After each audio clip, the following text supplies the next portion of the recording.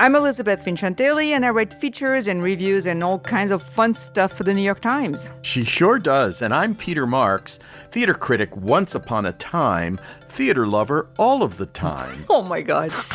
We're happy you're joining us for another edition of Marks and Vincentelli, the podcast in which all the stage is our world.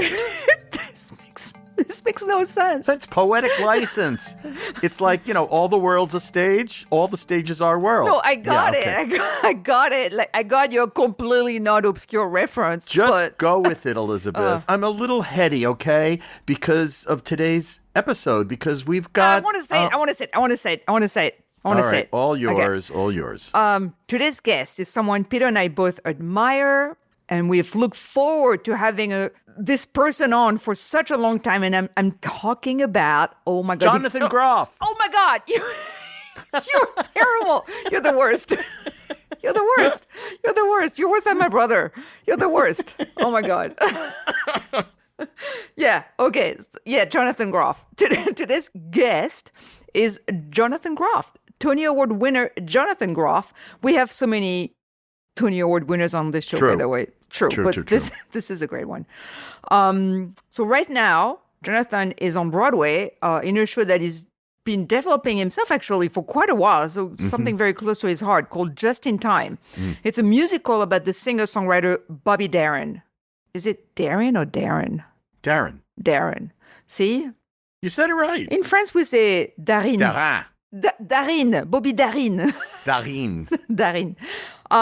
Anyway, so the young ones, like me, probably would not know how to pronounce this name because, let's face it, it's a bit of an acquired niche taste among people under a certain age. But trust us, he was a huge star in the 50s and 60s with songs like Splish Splash, Beyond the Sea. Still, I think that plays the most best-known one at this point. Mac the Knife, very swinging cover of the Three-Penny Opera classic. And, of course, the number that gives the musical is titled Just in Time. So Bobby Darin died at 37. It was a short, eventful life, but at least he made it 10 years longer than most rock gods who die at 27. So 10 years extra for him. That's true. This is an interesting matchup. Jonathan won the Tony for Best Actor in a Musical last season for his role as Franklin Shepard in the celebrated revival of Sondheim and Firth's Merrily We Roll Along. And he's here to talk to us about his new show, for which he is also Tony nominated for Best Actor in a Musical. I wonder, has anyone ever won that award 2 years in a row? You know what? Elisabeth, I'm going to ask our crack research department to check. Oh, the answer's no. Oh, did you just check with ChatGPT, Peter? Is that I did. Because nobody's ever done that. So Jonathan is going to talk about his acting and singing lives. His breakthrough came in 2006 in a show that, in hindsight, was like one of the biggest talent bombs to ever explode on Broadway. We're going to come back to it, but that cast was so cray-cray. That was so beyond. So one of his co-stars with Lea Michele. Wait, but what show was it? Oh, I'm sorry. Of course. Duh. I thought you were going to interrupt me again. I just did. I know. I love it. Spring Awakening. Of course. Spring Awakening. The talent bomb known as Spring Awakening. And he's been very busy in the years since with a really kind of great career, actually. Some of his credits: Hamilton, Merrily on Broadway, on TV, Looking, Glee, and Mindhunter. I think we both really love that one. We're going to ask him about that. And he was the voice of Kristoff in a little movie you might have heard of called Frozen. Right. Not too shabby. Yeah, he's really highly regarded in the theater world and beyond, I think personally and professionally. And Just in Time centers him and his talents in perhaps the starriest vehicle of his career. I mean, this is really the Jonathan Groff show in disguise. Or not so disguised, but in either case, we are happy to have him on our digital stage. Welcome, Jonathan Groff. It's a pleasure to have you. It's a pleasure to be here. Thanks for having me. Oh my God, you've just turned on the special voice. And now I will be speaking in my microphone voice, my ASMR voice. Oh my God. this all actually forms a theme in your show. The question of where this all started for you, and not just the idea of playing Bobby, but where and how. I've always wondered, how did performing start for you? How young were you when this all became something you wanted to do? Oh my gosh, I've got like a picture of me as Dorothy in The Wizard of Oz in my dad's barn when I was 4 years old. Oh There's my! actually video footage as well. I'm acting the shit out of it.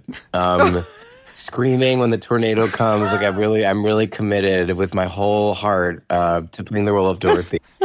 So that was where it started. But it did. I grew up in Amish country, Pennsylvania, and Right. and there was something.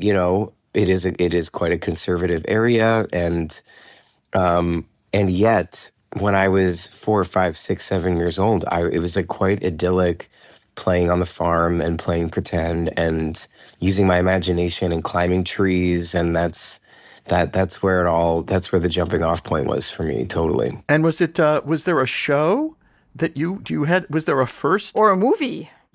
Well, definitely we had the VHS of Mary Poppins, and I was Mary Poppins for Halloween when I was 3. With a full carpet bag and lipstick, and I say like The it's umbrella?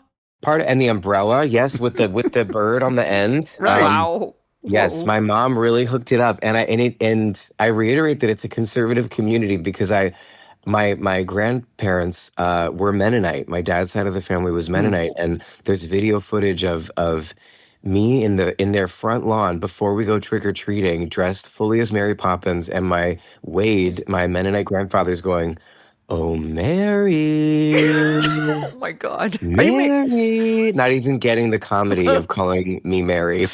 But they must have been pretty cool, these people. Super cool. Super cool.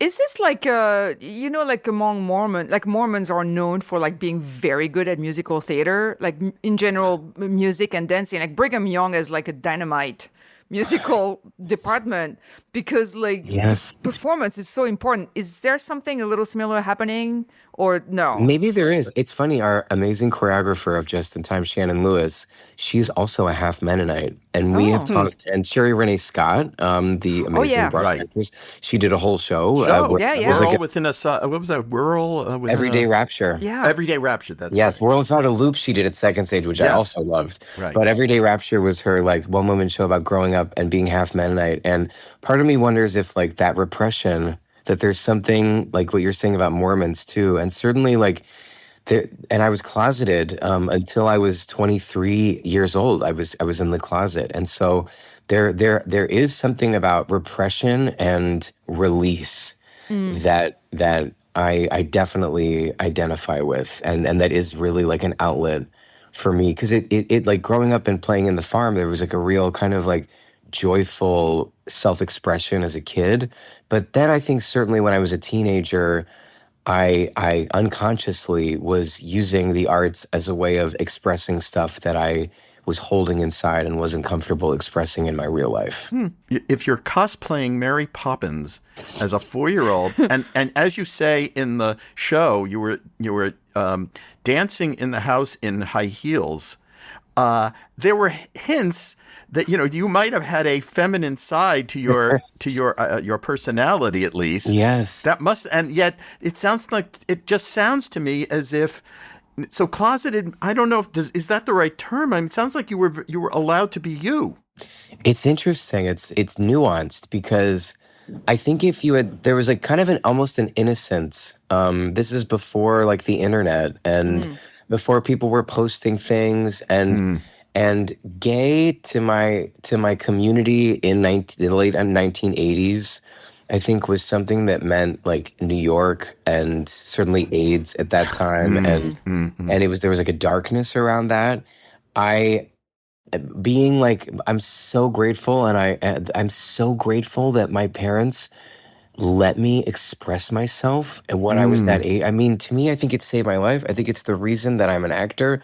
It's the reason I'm the person that I am. If they had known that could mean that I was gay, I don't know if they would have allowed me to do it. Interesting. But they saw me as a kid wanting to play pretend. It didn't in their that's what the innocence. Like they didn't equate me dressing up as a girl with what would ultimately become my sexuality. Like didn't even occur to them in a million years Interesting. that would be possible. So there was this kind of beautiful innocence that allowed that form of self-expression to happen. But I think. were they open to you being an actor, regardless of, because that's something else? Because Yes. oh my God, he could be worse. He could be an actor. Like what's Really good what? question. My dad was, like I said, there was a Mennonite family, and he grew up on a dairy farm, and he was the oldest of four, and he was supposed to take over the dairy farm, and he sort of took a left turn and ended up training and racing horses for a living because that was his passion. And my mom, Wow. field hockey and sports were my mom's passion, and she went to school to become a gym teacher so that she could do that. Okay, I'm And so- sorry, but Yes. the field hockey gym teacher, I think there's some lesbian erotica about that. It's Uh, I've heard about it. Yeah, I've not you've seen heard it. tell.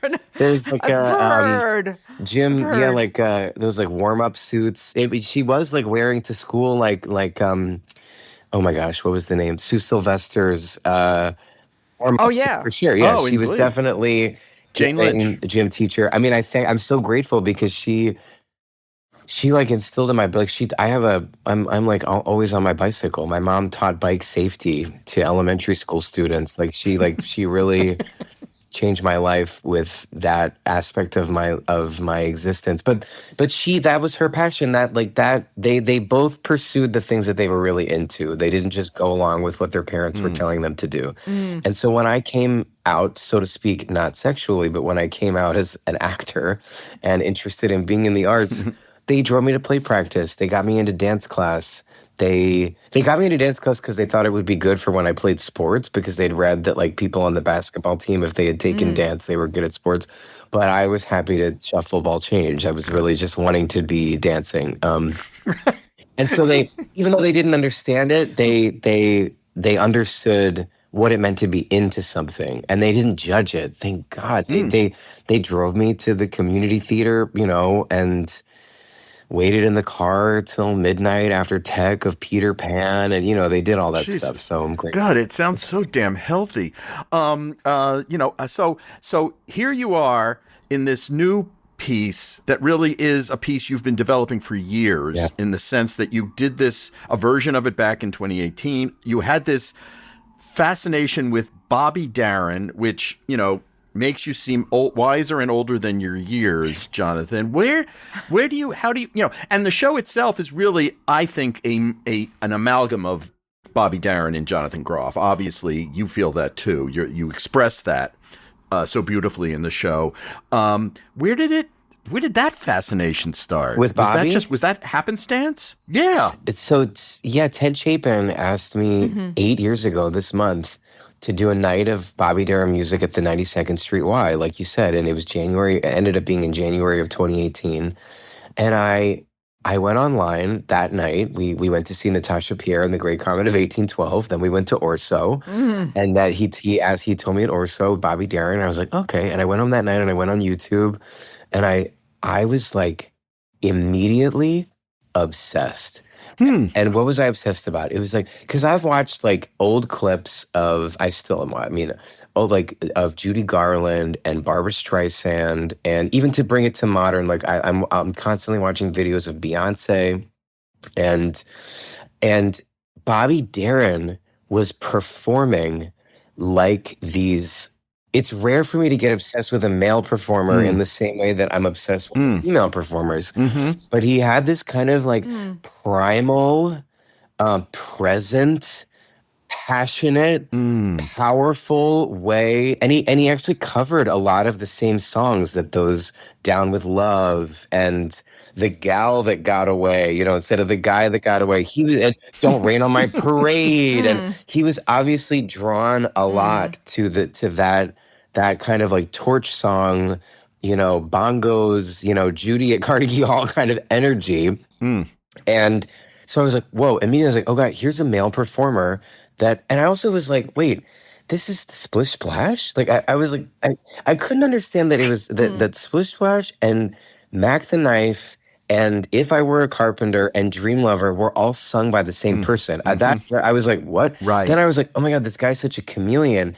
And he does all these different styles. And when he's singing, he's not just singing a song, he's living his life. And I related to that. Like I've never been a singer that's like enjoyed just like sitting by a piano and singing and like enjoying the sound of my voice and the music. It's like I sing to live. And I saw that in him, and then I got this book called Dream Lovers: The Magnificent Shattered Lives of Bobby Darin and Sandra Dee that was written by the son of Bobby and Sandra Dee, by Dodd Darin. Oh, right. Then I learned about his operatic life, his extreme. He's going to be dead by the time he's 16. He's married to Sandra Dee, and then it's this epic divorce. And then he finds out that his sister was his mom, and he has a mental breakdown. He goes to Big Sur, and I was like, Jesus. And then there was this quote at the end of that book that said, "At the end of the day, I'm a nightclub animal." And then I was like, this is when I like contacted Ted Chapin, and I was like, we have to ask Alex Timbers to direct this night at the Y, because I feel like if we ever do a version of this again after the Y, because now I'm obsessed with him, now I feel like we have to do a musical about this guy's life. We could set it, he could create the environment of a nightclub. And what you're talking about, this thing of like, it's me and him together, I asked from the beginning if I could play myself, because by all accounts, to start it, but because by all accounts, he was at the height of his powers, with all of his talents, he was at the height of his powers when he's at the center of a nightclub floor and playing to that audience in the moment now. And I was like, that's the energy that we have to have, that's gonna really honor what he did in those rooms. And so when I come out at the beginning and I'm like wishing people a happy birthday and I'm dancing people with people in the audience, this is like, because he would do this. He like, there's this great on the Darin at the Copa record. He's singing the song "Dream Lover." Dream lover, where are you? How old are you? With love, oh so true. You're 8 years old, and the hand that I can't hold. Are you married? To keeping you as I grow. He's doing this, and there was a girl in the audience that was sitting at one of the tables. That was a young girl that I recreated. I like decided to recreate that moment from that record in that moment, and I did ask her how old she was, and it was really cracked me up. But so yeah, so all of that swirl is the swirl up together of the motivation for it, and I, when they drag my cold dead body out of Circle in the Square Theater, and somebody comes in to replace me as Bobby Darin, our co-book writer Isaac Oliver will write an opening monologue that is tailored to that person. They take the show on the road. My dream was like locating us in the present moment. So now the show is on tour and you're in Austin, Texas, and it's like, hey everybody, we're in Austin, Texas. I'm this person. It's like that was Bobby Darin's thing. Be here now. We are all here now. That in the legacy of his of what he brought as an entertainer, whenever the show will be performed, wherever it's performed, that energy is baked into the conceit intentionally for that. I love that. I'm curious because one of the things that drew you to him was, as you said, like he was a nightclub animal. There was this sense, like this immediate contact. But like, I don't think you've done, like a lot of musical theater people from Broadway have done like cabaret or concerts. Like, I don't think, have you done some of that or like an evening I've length? done a couple of like one-man concerts like around the country here and there, but I'm not to this extent by any means. What drew you to that? Like, was it a way, like, is that something you would consider doing at some point? Like, because like you're halfway there, like in terms of the relationship with the character on stage, like you're yourself, but you're also doing someone else. Yes. And of course, when you do a concert, then it's you and your, there can be interaction. And is that something that is getting you a little closer to that, or maybe I'm a little bit like a drug addict right now with this show. It's like I need to go to the theater 8 times a week to get my hit. It's really like that. It's dangerously exciting for me. Where I love it so fucking much, and I like Elaine I've watched Elaine Stritch's show many times. I'm obsessed with Liza with a Z. Like I've watched that a million times. I do love these. I do, but I love the structure of Elaine's show and the writing of Elaine's show, and like not necessarily just like appearing and singing songs, but And like Lies with a Z, another great example, the way that Fosse like the story of all of those songs and the way it was so artfully put together, like the idea of just like being handed a mic and going out there and singing songs is less interesting to me than like finding a way to tie it into a narrative and a story. And like the production of Just in Time is like, I mean, it's a huge Broadway musical, and Warren Leight and Isaac Oliver like crafted this book, and Alex and his design team and the entire company and the band. It's like, it's not just a one-man show. It's a real musical. And so that being in a musical with other people and this band and on this set and everything, I feel like I'm living the ultimate dream. It fills that space. You know, some shows just don't know how to use a circle in the square. This felt like, you know, manifest destiny for that space. It felt like the show that was meant to be fit in that space. And the other thing, Jonathan, is you seem so, I've seen you do many things, and it's scary how many things you can do, but you seem so free in this production. You seem so unleashed from and happily expressing who this person is, who is, in fact, an expression of the love of performance in all its guises, you know, whether it's Bobby Darin or it's Jonathan Groff. That comes across so infectiously. If you, and the wonderful thing about being in this space is being able to see across the way, to watch the faces of people reacting to you, which is a real privilege. Seeing that, and I don't know how that affects you, and I don't know how much you can absorb that, but it's around the room, and being able as an audience member to both experience you and that is a great asset for the production. Yeah, well, you know, it's funny. I learned Circle in the Square when it was down in the Village in the 50s. It was a nightclub first. It was a nightclub before it became a theater downtown, and then they got the space uptown, I think, in the 70s. But there's something in the bones of Circle in the Square that does call for nightclub vibes. And certainly Alex Timbers was the one that, after we did a workshop, because we were thinking like, okay, do we do it in a proscenium and we rip out the first 20 rows and the front is cabaret tables, because there's this Darin at the Copa, this record was the visual inspo for the whole thing. And he's standing there in front of the bandstand, in front of these tables with his bent wrist out in his gray suit, and he's like doing this thing. And they could reach out and touch him. And there was like this is it. This Darin at the Copa record, this is what we want the show to feel like. And interesting sidebar, Warren Leight, when we were meeting with him about coming on to write the show, I showed him the record, and he said, and that's my dad, over his shoulder. And his dad what? Dad played trumpet for Bobby Darin at the Copa. Sideman. It's the play. I was very happy that you got Warren Leight back on Broadway. Yeah, he's incredible and brought so much authenticity, because his dad, like, I mean, he just knows all the lingo and everything. But yeah, Alex was the one that, after our workshop in March, he was like, you know what? This isn't a proscenium. This is Circle. It's got to be at Circle. And he got out a piece of paper and he drew a sketch of, it was like inspiration. Alex is a true visionary, meaning like he sees in, I don't know what are in his eyeballs, but he just like sees in HD in a way that no one else does. And he was like, and he got out and he drew this thing, and it was like, oh my God, okay, let's go. And actually in that moment, he was also like, and I think we need these Copa girls. Like, we were doing research about the Copa. Oh yeah. And seeing all these Copa girls in these like over the top, flamboyant, hilarious like costumes. And he was like, I feel like there's a way we can get girls that are like a nod to what the Copa girls were, that are like in the thing. And now that created the thing of the sirens, which we have in the show. There's so much spiritual, like even in the Lazy River number, that spiritually is a nod to, first of all, like when Bobby would go on the Andy Williams show, and they would do, there's like this whole straw hat number that he did with Andy Williams and Robert Goulet, and they would sing these things. And so we've got Steve Blauner, the characters of Steve Blauner and Ahmet Erdogan.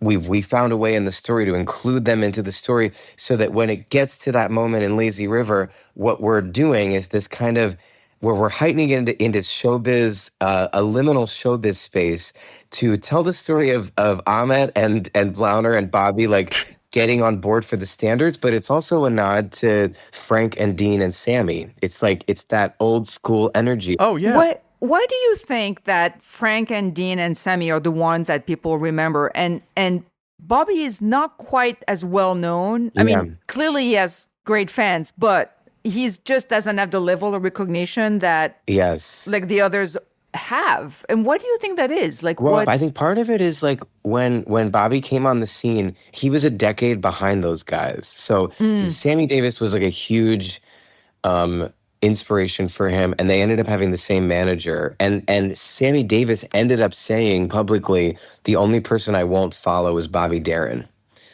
Because of how electric Bobby was. And there's a great like "This Is Your Life" Bobby Darin, and Sammy Davis comes out and he's like, it's crazy. I start doing moves now, and they're like, you're doing Bobby Darin, and he's like, no, Bobby Darin's doing me.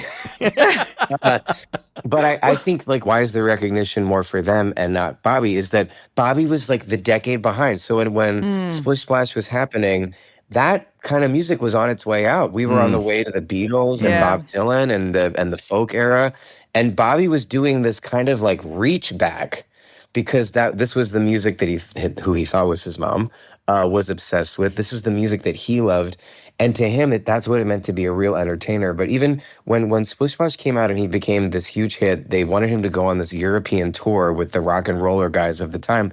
And instead of doing that, he went to Vegas and opened for George Burns because he understood, like, he wanted to learn from the greats. And so then he ended up doing the Sandance with George Burns. They ended up becoming really like close with each other.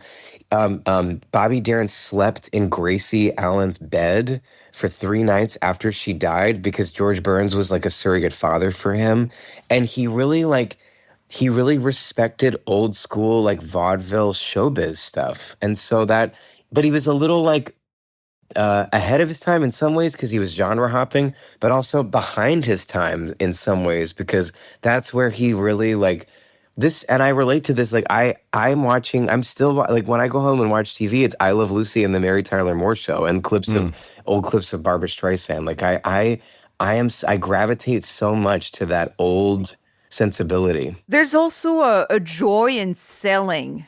And I mean that in the best possible way. I'm going to sell this number. There's a joy in performance Yes. of like, it's really like a kind of golden age of the Vegas Yes. style, which is just like entertaining and like with this incredible high wattage energy that I feel like we've lost because it's still very personal. You know, Yes. like I love Anne Margaret. Like for me, she's like Oh my God. the Yes. epitome of that style too, but it's this need to Yes. like just That's- put on a show. And that's, I think, what you're hitting on there is like, in order to really send it over, there has to be the need. Because you can do the kind of like, you could do all the steps and whatever, but it's that extra neediness from the Yes. performer Yes. of like, Yeah. I have got to do this that Bobby had. And he was like, I mean, he needed it so much that he was like sucking oxygen in the wings, like off of an oxygen tank to get back out there and perform. And the song, when he sings "The Curtain Falls," that which became his signature closing song, which also closes our show. If I had this to do again, I would spend it with you again. That's it. Like that was the biggest romance of his life was his relationship in the show. Isaac wrote that line. It's the only relationship he was any good at. Honestly, same. I say about my own self in relation and in relation to that fact. It's interesting. I'm thinking back to the roles you've had on Broadway. Elizabeth and I are both fans of Mindhunter, so this is not Yes. does not just traverse Broadway. But when you did Spring Awakening and the story of these very repressed teenagers, and then you did King George, who is this incredibly imperious character, hilarious in Hamilton, and then you do Franklin Shepherd, again a very troubled, conflicted man who loses his most important friends. Do you leave those people behind when you go to the next piece? Do they inform in some way? Do you build on that? What part of those experiences do you bring to Circle in the Square, where an audience thinks it knows you, or many in the audience think they know who you are? Is there a developing sort of gallery of people that you've played that inform the next performance? I think it all adds up. I really do, because I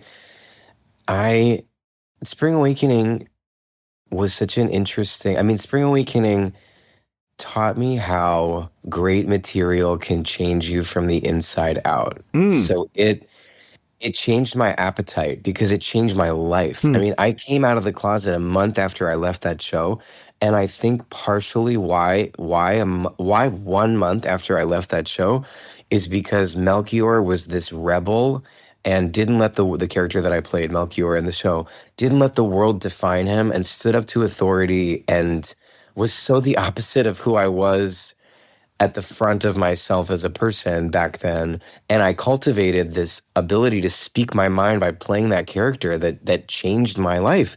And we also, in that, we're pulling microphones out of our coats and singing directly to the audience. So it changed me as an artist, it changed me as a person, and it gave me this mic that I'm holding, singing to the audience. In Hamilton, it was like I learned how to how to feel like a star on stage. Interesting. As the king, I was watching because I replaced Brian Darcy James in the show. Yeah. And I could barely sing. But he was off Broadway. You came in on Broadway. I came in off Broadway. Oh, you did? To the public. Yeah, it was like a week after they opened because Something Rotten got fast tracked to Broadway for that season. Oh, right. So we had to leave the off Broadway run, and I worship Brian Darcy James, and we're so different as performers. We're different ages, different sizes, different voices, and Lynn, I think, kind of just asked me because he was like, Groff, like, you just come in and do that. I don't even think that they were thinking about me playing the role any which way. They were just like, we want someone that we're gonna have fun with backstage to come in and do this for the last month of the run of the show. Like, interesting. Doesn't really, yeah. And then the TV show I was doing got canceled. I ended up doing it on Broadway for almost a year. But on that, I was like, because Brian played it like almost kind of vaudevillian. He was like, there was this like, and he came in like, and which is just not my skill set. It's not my energy. I was like, how do I do that? And so I was watching all these clips of Barbra Streisand, and this one clip in particular of her singing When the Sun Comes Out in her first My Name is Barbara TV special. And they go, once again, Barbra Streisand. And she just kind of walks out down center and stands in front of the mic and fucks herself with her own voice.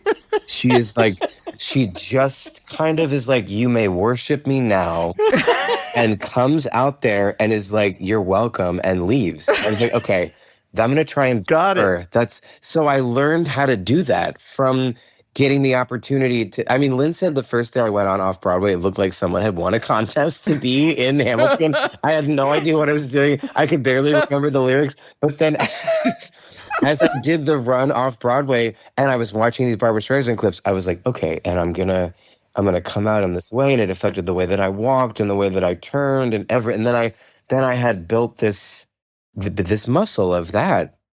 And then I like with Merrily, it's like that was the first time I was really like a man. Like I was a man in a show playing 20 years, like, because that's even more of a play than it is a musical, I think. It's like, and it was so complex, and there was a darkness to that character. I mean, there was a darkness in Spring Awakening, but because they're so young, there's also this extreme innocence of those characters learning and finding who they are. And with Franklin Shepherd, there was a real complex darkness and sort of like an acerbic,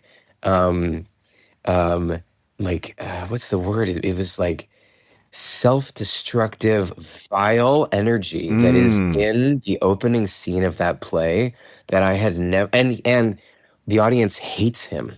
in the first scene. They didn't so much on Broadway. It's so funny. Once they had the pictures of me and Dan and Lindsay in really big in the front being friends, they kind of like came in ready to like me more because they knew that we were friends. But when we were doing it off Broadway, I could really feel the audience hate me in the first scene, all the way pretty much until the song "Growing Up," which is in the middle of the first act. But that was like the first time I'd ever really owned in theater, like really owned these vile, The negativity.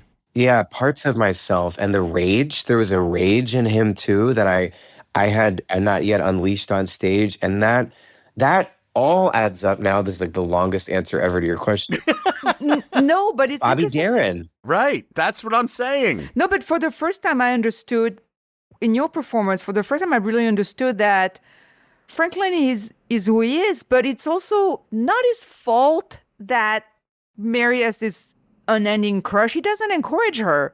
It's really of her own making. It's not his fault that, his friend can't write. There's a sense of like, okay, well, he can be a total jerk, but it's also the other two are also complicit in their Oh my God. wallowing in it. And it Yes. became so clear from what the three of you were doing on stage. Anyway, this is You're sidetrack. speaking to the genius of Maria Friedman right now, because that was her that was her way in. That was her take, and down to you were on the roof. This is how. So what you're speaking to right here is really that was Maria's whole way into that piece. Was she was like, Frank is not guilty. Yeah. Frank is not guilty. Frank is repressed. Frank loves his friends. Frank loses touch with his artistry, sometimes in the service of his friends, not even in the service of success. But he's not a guilty person, and he's not a bad person. And I'll give you even an example of down to the minutia of how she directed that show is that in the final scene, which is the beginning of the story, when we're on the rooftop and we're singing Our Time, I could offer my arm to Lindsay for her to come sit next to me. Like we're sitting on the roof and I offer my arm out like this, like, come be in the crook of my arm. I could offer it, but I couldn't pull her in. Maria was like, you can never, her choice to go next to you has got to be her choice. You aren't pulling anyone anywhere. It's your innate who you are that's bringing people in. But the minute you physically start pulling people in, then you become in control of them, and then you become responsible for them. Yes. But if Mary decides to sit next to you, that is Mary's decision. And that little tiny minutia moves of that. I mean, it was like a Swiss watch, the blocking of that play that Maria put together. And then we all ended up collaborating on in the room and creating together. But really, it was her point of view and the specificity of that created the fabric of what it is you're speaking to. It's interesting that you've had these very long runs in these parts. You've really sat in these characters for an extended amount of time, and I'm wondering, so with the current show that's running and it seems like it's doing really well. What do you bring to it now that you didn't bring the first night you did it? I mean, is there a cumulative sense that you pick up? Are there fragments that build that you want to project or convey or embody that you didn't feel 2 weeks ago? Oh my God, yes. This is like I feel like I'm only just starting. I'm only just getting started. I mean, it's been 2 months now of performing the show. I feel like I've done 3 shows. There's so much to do. Wow. There's so much to learn. The final we've done, I think I did almost exactly 300 performances of Merrily. And the final performance was my favorite performance. And why was the final performance my favorite performance? Is I was really nervous that I was going to just cry through the whole thing because it was such an emotional experience for us all. And to say goodbye to it collectively, I was like, this is going to be, fuck, like am I going to be okay? But then we got out there and this silence was there. The audience was like wanting to see the show.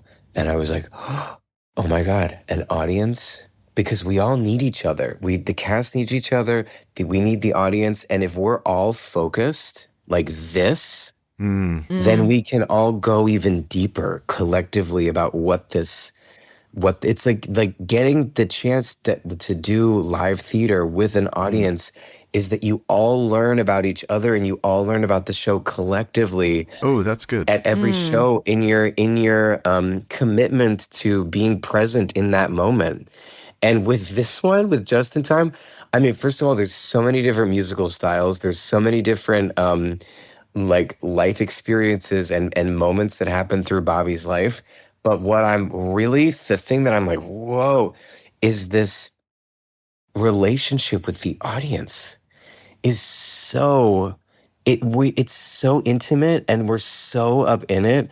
And I'm still finding the corners of this circle in the square theater. I've only just begun. Also, the lights are so bright, it's so hard to see Oh, who's interesting. out there in certain moments. And so getting the comfortability factor finally in the last like week or two and being able to find each other's eyes in the dark, which is one of the lines in the show, and being able to take that journey with the audience and being able to get braver and braver and braver with looking at people and engaging with people and sharing the story. And it just gets, especially when it's great music and great writing, you can go, it's infinity. It's actually infinity. And this is where I'm selfish. It's like I'm a vampire, and why do I do these shows for so long? It's like sucking life into my body and Oh, wow. sucking inspiration into my body, and like I grow. It's like I grow every day getting to do it. I just have to say also, you own who you are to the extent in this production, Jonathan, that you own your saliva. Exactly, I do. You get to express it, and the audience gets it. That's what's hilarious. They understand, and out there, that's all I'll say about it. But it's kind of a wonderful, endearing moment in the show. Coming out. It's another coming out. It's just it's a lifetime of coming out over here. I after like I saw Merrily 3 times, and the last time I remember I went to the restroom at intermission, and I was walking around with my brother, and I said, "Oh, I wonder how the first row feels. They're really in the splash zone." And these women overheard, and they were just like, "Oh, so true, so true." I know, It's awesome. back in spring awakening, people were asking me to spit in their programs because I was something for almost 20 years. I've been like addressing in one way or another, and now also because like it's in this one, I'm like a sprinkler. When I'm on the center table and it's spinning around in circles, I can see people laughing, and I'm like, this is just what's happening. It's really. Yeah. I remember when I was watching, because I'm obsessed with Liza with a Z, the TV special Liza with a Z. Oh, I saw it live. What? I saw it live in Homedale, New Jersey, Jonathan. Yes. Wait, what do you mean? Like, It was a stage show. And She did it live. She did You it in New. saw it? She did it in She your- did it at the Garden State Arts Center in Homedale, New Jersey. I'm sorry, we're both In speechless. like 1977 or something. Yeah. Wow. Yes. Thank you. Oh my Yeah, God. yeah, That is yeah. epic. I know. It was. I remember every number. Oh my. I bet. And that Oh like my Yeah. when in God. interviews with Fosse that I've watched, and he's like, I wanted to bring in cameras and get close-ups of what it feels like for like Liza or any of those theater performers that give everything and they're soaking wet and they're Yes. just like spitting, and they're like, like this is that visceral experience that you can only get in the theater. Right. Absolutely. And that's what our co-book writer Isaac put a spotlight on the wetness in the opening monologue. I'm soaked to the skin. When I come off at intermission after Mac the Knife, we laugh. Haley, the woman that's dressing me, we laugh. I literally, it's like I jumped in a pool and I'm back out of it. It's, I am soaked. It's a white shirt and it is completely transparent. Wow. not a dry seat in the house. Exactly.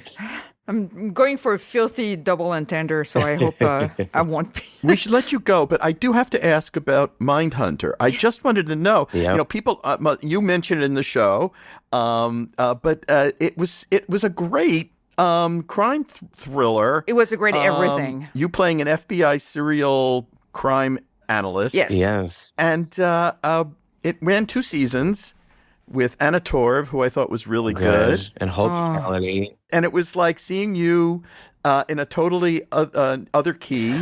And I wondered, We're kind of obsessed. yeah, we want it back, but I Yes. guess that's a thing that's not happening. You never know. Holt, who plays Bill Tench on the show, who I love, and whose mother was Julie Wilson, famous cabaret singer. Oh, I saw her too Wow, live. Yeah. really? Yes, and Oh. he has real reverence for live performance and especially cabaret performance. And back when we did Bobby Darin at the 92nd Street Y, Holt came with David Fincher and his wife Sion, who was our producer of Mindhunter, and my parents. They were all there the same night at the 92nd Street Y. So I was like on our week layoff in the autumn in 2018 from Mindhunter, I flew to Malibu to meet with Dodd Darren to beg him to let us do this version of a show. Wow. So there's a weird Mindhunter just in time like dance relationship that happens. Cool. So yeah, but you never know. Like there's all these rumors that there's going to be more, but I've never heard anything that is happening. Officially. So, but you never know. You never know. That show definitely changed my life, changed my career. Working with David Fincher was a gift of a lifetime. Like he is on another level. I mean, he's probably the smartest person I've ever met, and he's a genius. And like talk about taking things from other roles and other shows. He is like I've taken so much knowledge from what I learned from him on a set. And funnily enough, he's a huge Bob Fosse fan as well. And You never know. like All That Jazz is like top 3, top 5 favorite movies of his of all time. And we Wow. chatted about that a lot when we were working together. Oh my God. Well, we could talk to you for hours, Jonathan. Yes. we need to. Thank you for the great convo. That was really fun. You might have a show to do. Yeah. My voice is there, so I'm ready to go. Oh my God. That was a quick warm up. Yeah. So thank you. Best of luck Thank with you. with the award garnering and other chores of being a star. But thank you so much for spending time with us, Jonathan. Thank you. That was a Thank great you. hang. Thanks for the conversation. Yeah, Oh my God. I think we need to do this every week with Jonathan. with Jonathan Groff. We're going to have him on. Like, he'll be like the perma guest, like one of those talk show people who keeps popping up. And we don't even need a spit shield. Oh my God. Yeah. Anyway, it Oh was my a God. superb episode and a perfect time, actually, Elisabeth, Yes. to disclose that our IT staff has bumped up our social media presence. I know. It's incredible. I feel like we're finally entering the 1990s. I don't know when. Yeah, I mean, something like Something that. like that. I just got a fax today. I just got a... Anyway, I love how you're saying that we have a staff. Number one. right. We have a staff. We have a staff. But yes, we're now on Instagram. So follow us and we'll follow you. And it's very easy to remember. It's Marks and Vincentelli. Like, how easy is that? Like, no secret code name for us. It's just right there. And we're going to try, what we're trying to do, thanks to our IT staff, is upgrade, the little delicious things we put on Instagram. Maybe a little bit of video, some additional information and material. Some fun stuff. Yeah, and we'll see how this all works. Because basically our goal, our dream is to have a meme. We want that so badly. As long as the meme has risotto balls in them. This could be the first one. I think we need to go and have a shot of ourselves, me, eating risotto balls. This is the joke that keeps on giving, by the way. Yeah, my daughter had missed the David Rockwell episode where risotto balls was born as our personal meme, and she said, "What's the deal with risotto balls?" Wow. And I tried to I try to explain without cracking up. But anyway, you'll have to, if you don't know what we're talking about, you have to go back and listen to the David Rockwell episode. It's a good episode. Which, by the way, I feel like we have to have Sam Rockwell on at some point because I keep referring to that episode with David as the Sam Rockwell? When I talk about the episode to people, as I talk about our show all the time with perfect strangers on the subway, Indeed. I always say, we had Sam Rockwell on. I mean, it's so embarrassing. So I feel like we need He'll be happy to know he was on. We'll need to have Sam Rockwell so we can do like a pair of Rockwells. It'll be great. That's a great idea. Dueling Rockwells. Well, we're both on Blue Sky 2 as ourselves, and I'm on Facebook. If you want more top-of-the-line episodes, please subscribe to marksvincentelli.substack.com and even consider becoming a paying subscriber. Please, sir, may we have some more? So thanks for Dickensian. listening. Special thanks to our indispensable producer, Mr. Adam Gold. Yes, applause, please. Yes, till next time on Marks and Vincentelli.